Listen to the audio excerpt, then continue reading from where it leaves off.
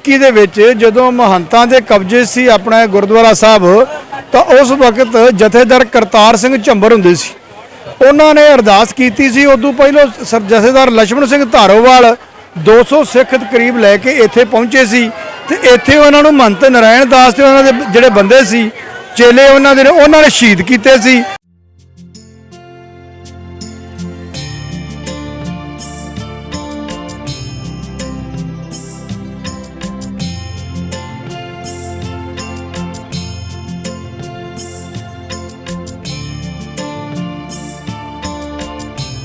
Hello अस्सलाम वालेकुम सत श्री अकाल। तुसी देख रहे हो PPTV और मैं तुहाडे नाल इरफान समोर। असी ननकाना साहब मौजूद हाँ जन्म अस्थान ते और तकरीबात भी इत्थे जारी ने और लोगों नाल गलबात कर रहे हैं। डिफरेंट एंगल्स टू नवीं स्टोरियां लैके तुहाडे सामने आ रहे हैं। इस टाइम मेरे नाल एक सरदार जी मौजूद ने, ऑफ कैमरा गल कर रहे सी और गुरुद्वारा साहब की हिस्टरी बारे गल कर रहे सी। तो मैं क्या क्यों ना ऑन कैमरा आइए और जी गलबात कर रहे सी तुहाडे नाल भी साझी करिए। सत श्री अकाल सरदार जी।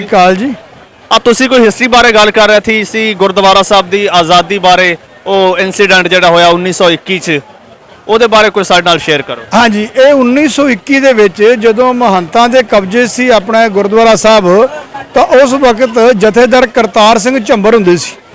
ਉਹਨਾਂ ਨੇ ਅਰਦਾਸ ਕੀਤੀ ਸੀ। ਉਦੋਂ ਪਹਿਲਾਂ ਜਥੇਦਾਰ ਲਛਮਣ ਸਿੰਘ ਧਾਰੋਵਾਲ 200 ਸਿੱਖ ਕਰੀਬ ਲੈ ਕੇ ਇੱਥੇ ਪਹੁੰਚੇ ਸੀ ਤੇ ਇੱਥੇ ਉਹਨਾਂ ਨੂੰ ਮਹੰਤ ਨਾਰਾਇਣ ਦਾਸ ਤੇ ਉਹਨਾਂ ਦੇ ਜਿਹੜੇ ਬੰਦੇ ਸੀ ਚੇਲੇ ਉਹਨਾਂ ਨੇ ਸ਼ਹੀਦ ਕੀਤੇ ਸੀ। ਤੇ 1921 ਦੇ ਵਿੱਚ ਇਹ ਗੁਰਦੁਆਰਾ ਪਹਿਲੇ ਟਾਈਮ ਤੇ ਆਜ਼ਾਦ ਹੋਇਆ ਸੀ ਜਥੇਦਾਰ ਲਛਮਣ ਸਿੰਘ ਧਾਰੋਵਾਲ ਦੀ ਸ਼ਹੀਦੀ ਕਰਕੇ ਤੇ ਜਥੇਦਾਰ ਕਰਤਾਰ ਸਿੰਘ ਝੱਬਰ ਦੀ ਜਿਹੜਾ ਉਹਨਾਂ ਦੀ ਯੋਜਨਾ ਕਰਕੇ ਤੇ ਉਹਨਾਂ ਦੀ ਮਦਦ ਕਰਕੇ ਇਹ ਗੁਰਦੁਆਰਾ ਆਜ਼ਾਦ ਹੋਇਆ ਸੀ ਪਹਿਲੀ ਵਾਰ 1921 ਚ। 1921 ਵਿੱਚ ਹੋਇਆ ਸੀ। ਅੱਛਾ, ਇਹ ਬਿਲਡਿੰਗ ਤੇ ਮੇਰੇ ਖਿਆਲ ਚ ਬਾਅਦ ਚ ਬਣੀ ਆ। ਇਹ ਬਿਲਡਿੰਗ ਜਿਹੜੀ ਬਣੀ ਆ 1911 ਜਾਂ 12 ਦੀ ਆ, ਉਹ 1921 ਦੀ ਗੱਲ ਹੈ। ਇਹਦਾ ਮਤਲਬ ਹੋ ਗਿਆ ਕਿ ਉਦੋਂ ਬਿਲਡਿੰਗ ਬਣੀ ਨੂੰ ਇਹ 10 ਸਾਲ ਹੋ ਗਏ ਸੀ। ਜਿਹੜੀ ਇਹ ਬਿਲਡਿੰਗ ਹੈ ਸਾਰਾ ਜਿਹੜੇ ਕਤਲੋਗਾਰਤ ਹੋਈ ਹੈ ਇਸ ਬਿਲਡਿੰਗ 'ਚ ਹੀ ਹੋਈ। ਅੱਛਾ, ਇਹ ਉਹੀ ਬਿਲਡਿੰਗ ਆ? ਇਹ ਉਹੀ ਬਿਲਡਿੰਗ ਹੈ। ਤੇ ਇਹ ਨਾਲ ਵਾਲੀ ਜਿਹੜੀ ਹੈ? ਨਹੀਂ, ਇਹ ਤਾਂ ਬਾਅਦ 'ਚ ਬਣੇ। ਬਾਅਦ ਚ ਬਣੇ? ਇਹ ਬਾਅਦ ਇਸੇ ਦੀ ਮੈਂ ਗੱਲ ਕਰ ਰਿਹਾ ਸੀਗਾ। ਹਾਂ, ਇਹ ਬਾਅਦ 'ਚ ਬਣਿਆ। काफ़ी हिस्टोरिकल गुरुद्वारा साहब ने और इतने एक इंसीडेंट होया जिस तरह और आज़ादी सरदार जी दस रहे सी। सरदार जी करदे की हो? मैं जी एडवोकेट हाँ। मेरा नाम हरपाल सिंह खारा, डिस्ट्रिक्ट कोर्ट बठिंडा, चढ़दे पंजाब च। अच्छा जी, तो इतने आते रहते या फर्स्ट टाइम ऑन होया? मैं 2019 च आया सी, 2020 च मैं करतारपुर साहब गया सी, 2021 च फिर आया मैं। 2019 फर्स्ट टाइम आया? हाँ, 2019 फर्स्ट टाइम से आया सी। अच्छा, तो प्रोफैशन एडवोकेट दस? मैं एडवोकेट हाँ। ਤੇ ਏਜ ਕਿੰਨੀ ਹੋਊਗੀ ਆਪਣੀ? ਏਜ ਮੇਰੀ ਹੋਗੀ ਜੀ 55 ਹੋ ਗਈ, 55। ਤੇ 2019 ਚ ਆਏ ਤੁਸੀਂ 55 ਯਾਨੀ 53 ਲਾ ਲਓ। ਤੇ ਜ਼ਿੰਦਗੀ ਦੇ 53 ਵਰਿਆਂ ਦੇ ਬਾਅਦ ਖਿਆਲ ਆਇਆ ਤੁਹਾਨੂੰ ਕਿ ਮੈਂ ਗੁਰਦੁਆਰਾ ਸਾਹਿਬ ਜਾਵਾਂ, ਅਰਦਾਸ ਕਰਾਂ, ਮੱਥਾ ਟੇਕਾਂ। 53 ਸਾਲ ਕੀ ਕਰਦੇ ਰਹੇ? ਨਹੀਂ, ਇਸ ਤਰ੍ਹਾਂ ਗੱਲ ਨਹੀਂ। ਕੁਛ ਨਾ ਦੇਸ਼ ਦੇ ਆਪਾਂ ਜਦੋਂ ਹਾਲਾਤ ਸੁਣਦੇ ਆ, ਜਿਹੜਾ ਮੀਡੀਆ ਹੈ ਐਕਚੁਅਲੀ ਜਿਹੜਾ ਨੈਸ਼ਨਲ ਮੀਡੀਆ ਹੁੰਦਾ ਹੈ, ਜੇ ਉਹ ਸਹੀ ਚੱਲੇ ਤੇ ਲੋਕੀ ਅੱਗੇ ਆਉਂਦੇ ਨੇ। ਜੇ ਅਗਰ ਨੈਸ਼ਨਲ ਮੀਡੀਆ ਹੀ ਅੱਗ ਲਾਉਣ ਲੱਗ ਜੇ, ਦੋ ਦੇਸ਼ਾਂ 'ਚ ਨਫ਼ਰਤ ਪੈਦਾ ਕਰਨੀ, ਦੋ ਜਿਹੜੇ ਲੋਕ ਨੇ ਆਵਾਮ ਉਹਨਾਂ 'ਚ ਨਫ਼ਰਤ ਪੈਦਾ ਕਰਨੀ। ਪਰ ਜਦੋਂ ਦਾ ਸੋਸ਼ਲ ਮੀਡੀਆ ਚੱਲਿਆ ਹੈ, ਮੈਂ ਕਿਹਾ ਉਦੋਂ ਬਾਅਦ ਲੋਕਾਂ ਨੂੰ ਪਤਾ ਲੱਗ ਗਿਆ ਨਹੀਂ, ਉਹ ਤਾਂ ਗੱਲ ਹੀ ਹੈ ਨਹੀਂ। ਜਿਹੜੀ ਨਫ਼ਰਤ ਵਾਲੀ ਸੀ ਸੁਣੀ ਹੈ ਉਹ ਗੱਲ ਹੈ ਹੀ ਨਹੀਂ ਇੱਥੇ। ਅੱਛਾ, ਉਸ ਤੋਂ ਇਲਾਵਾ ਵੀ ਮੈਂ ਦੇਖਣਾ ਇੱਥੇ ਯੂਥ ਦੀ ਰਿਪਰੈਜ਼ੈਂਟੇਸ਼ਨ ਬਹੁਤ ਥੋੜੀ ਹੈ, ਬਹੁਤ ਹੀ ਥੋੜੀ ਹੈ, ਨਾ ਹੋਣ ਦੇ ਬਰਾਬਰ। ਇਹਦਾ ਕੀ ਕਾਰਨ ਹੈ? ਨਹੀਂ, ਉਹਦਾ ਕਾਰਨ ਇਹ ਆ, ਇੱਕ ਤਾਂ ਜਿਹੜਾ ਵੀਜ਼ਾ ਹੈ ਉਹ ਜਿਵੇਂ ਬੜਾ ਇਹ ਘੱਟ ਹੈ। ਜਿਵੇਂ ਇਹਨਾਂ ਨੇ ਕਈ ਕੈਂਸਲ ਕੀਤੇ ਨੇ। ਜਿਵੇਂ ਮੇਰਾ ਇੱਕ ਲੜਕਾ ਇੱਥੇ ਯੂਥ ਮੇਰੇ ਕੋਲ ਲੜਕਾ ਮੇਰਾ ਜੂਨੀਅਰ ਹੈ ਰਣਜੋਤ ਸਿੰਘ ਭੁੱਲਰ, ਮੇਰਾ ਬੇਟਾ ਈਮਾਨ ਸਿੰਘ ਖਾਰਾ, ਉਹਨਾਂ ਦੋਨਾਂ ਦੇ ਇਹਨਾਂ ਨੇ ਵੀਜ਼ੇ ਰਿਜੈਕਟ ਕਰਤੇ ਨੇ ਵਿਦਆਊਟ ਰੀਜ਼ਨ। ਕੋਈ ਉਹਨਾਂ ਦੀ ਕ੍ਰਿਮੀਨਲ ਬੈਕਗ੍ਰਾਉਂਡ ਨਹੀਂ। ਅਗਰ ਹੁਣ ਉਹ ਲੋਕ ਆਉਂਦੇ ਤੇ ਘੱਟੋ ਘੱਟ 10-15 ਮੁੰਡੇ ਯੂਥ ਅੱਗੇ ਹੋਰ ਆਉਂਦੇ। ਜਦੋਂ ਇਹ ਕਿਤੇ ਨਾ ਕਿਤੇ ਸਰਕਾਰ ਦੀ ਜਿਹੜੀ ਹੈ ਨਲਾਇਕੀ ਹੈ, ਅਣਗਹਿਲੀ ਹੈ ਨਾ ਸਰਕਾਰਾਂ ਦੀ। ਅੱਛਾ, ਮੈਂ ਲੋਕਾਂ ਨਾਲ ਗੱਲਬਾਤ ਕਰ ਰਿਹਾ ਤੇ ਦੋ ਡਿਫਰੈਂਟ ਓਪੀਨੀਅਨ ਆ ਰਹੇ ਨੇ, ਦੋ ਡਿਫਰੈਂਟ ਰੀਜ਼ਨ ਸਾਹਮਣੇ ਆ ਰਹੇ ਨੇ।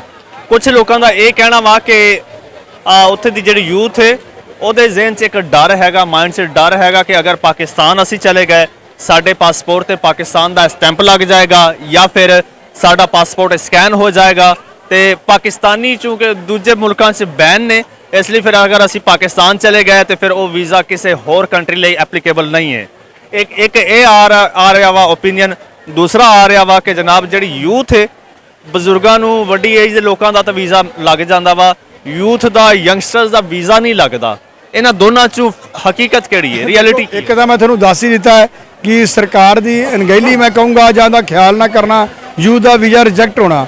ਦੂਸਰਾ ਜਿਹੜਾ ਲੋਕਾਂ ਦਾ ਸੋਚਣਾ ਹੈ ਕਿ ਪਾਕਿਸਤਾਨ ਦੇ ਵੀਜ਼ੇ ਲੱਗਣ ਤੋਂ ਤੁਸੀਂ ਕੈਨੇਡਾ ਅਮਰੀਕਾ ਨਹੀਂ ਜਾ ਸਕਦੇ। ਕੀ ਕੈਨੇਡਾ ਤੇ ਅਮਰੀਕਾ ਦੇ ਆਦਮੀ ਨੇ ਜਿਹੜੇ ਪਾਕਿਸਤਾਨ ਦੇ ਆਦਮੀ ਨੇ ਕੀ ਕੈਨੇਡਾ ਜਾਂ ਅਮਰੀਕਾ ਨਹੀਂ ਜਾਂਦੇ?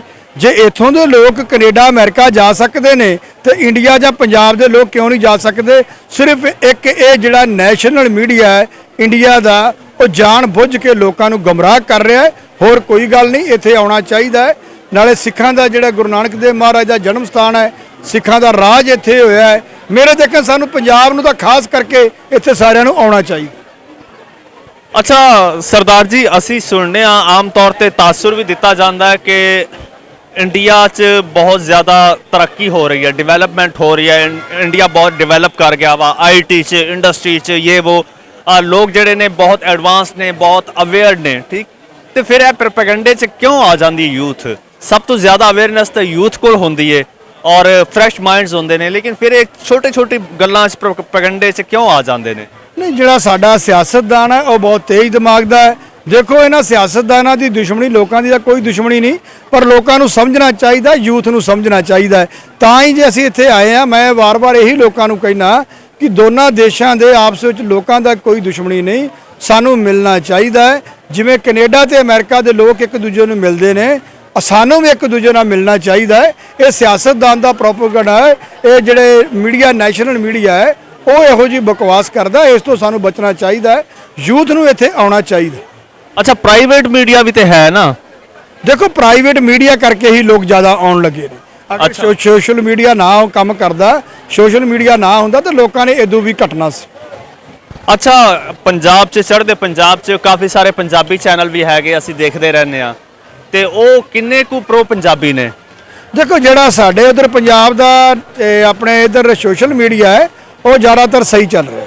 Main stream media, TV channels ਜਿਹੜੇ ਨੇ, ਨਿਊਜ਼ ਚੈਨਲ ਪੰਜਾਬੀ ਨਹੀਂ, ਉਹਨਾਂ ਦਾ ਇੰਨਾ ਜ਼ਿਆਦਾ ਨਹੀਂ, ਕਿਤੇ ਨਾ ਕਿਤੇ ਉਹ ਸਰਕਾਰ ਦੇ ਦਬਾਅ ਥੱਲੇ ਨੇ।